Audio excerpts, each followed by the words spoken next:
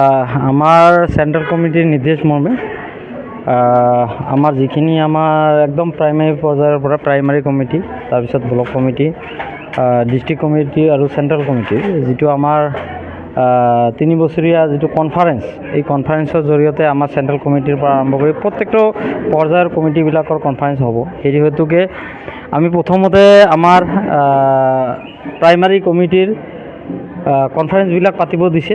আমি আজি ফকিৰা গ্ৰামত পচাগড় প্ৰাইমাৰী যিটো কনফাৰেন্স, এই পচাগড় প্ৰাইমাৰী কনফাৰেন্স আমি ইতিমধ্যে পাতিলোঁ।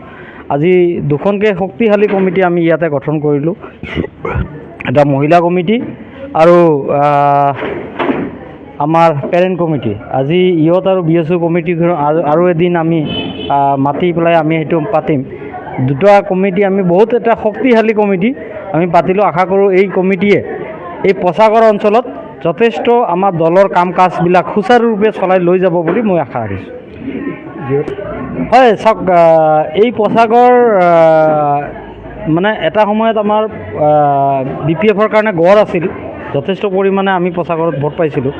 লাহে লাহে BJPৰ ফালে মানুহবিলাক মানে ধাবিত হৈছিলে, কিন্তু এতিয়া BJPৰ প্ৰতি মোহভংগ হৈ এতিয়া যথেষ্ট পৰিমাণে আজি আমাৰ কমিটিত যথেষ্ট পৰিমাণে BJPৰ যিখিনি মানুহ ইলেকশ্যনৰ আগতে আমাৰ কমিটিত আমাৰ দলত আহি জইন কৰিছিলে, সেইখিনি মানুহক আজি আমি বিষয়ভাৱ দিছোঁ।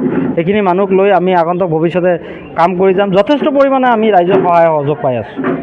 আপুনি BTC নিৰ্বাচনত যেনে যোৱা BTC নিৰ্বাচনত প্ৰগ্ৰাম সমষ্টিত কেণ্ডিডেট দিয়া নাই, এট দ্য মুভমেণ্টত আপোনালোকে মানে BPFৰ পৰা ছাপোৰ্ট কৰিছিল।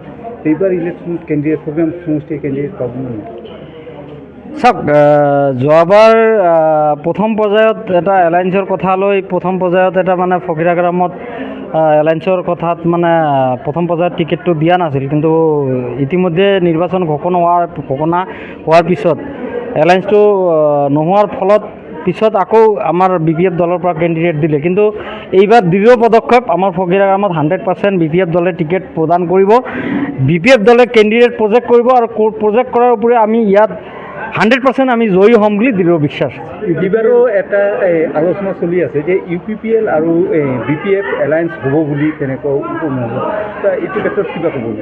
চাওক, এইটো ক্ষেত্ৰত আমি ছ'চিয়েল মিডিয়াৰ জৰিয়তে গম পাইছোঁ। আমি CWC বা তেনেকুৱা ডিষ্ট্ৰিক্ট পৰ্যায়ত তেনেকুৱা এক্সিকিউটিভ ডিচিশ্যনত আমি একো কথা গম পোৱা নাই।